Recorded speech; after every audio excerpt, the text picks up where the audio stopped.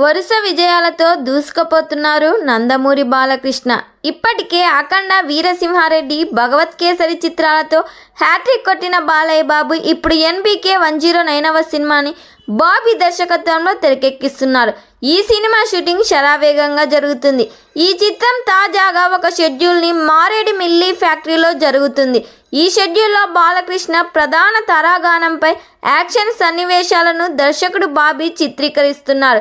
Senior నటి ఊర్వశి రౌటేలా కూడా, విజయశాంతి గారు కూడా ఈ షూటింగ్లో భాగమయ్యారు.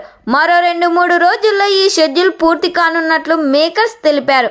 బాలయ్య కెరీర్లో ఇప్పటి వరకు చేయని విభిన్నమైన పాత్రలను ఇందులో చేస్తున్నారని, కథనం కొత్తగా ఉండబోతుందని, అభిమానులు పండగ చేసుకునేలా బాలయ్య బాబు క్యారెక్టరైజేషన్ ఉంటుందని మేకర్స్ చెబుతున్నారు.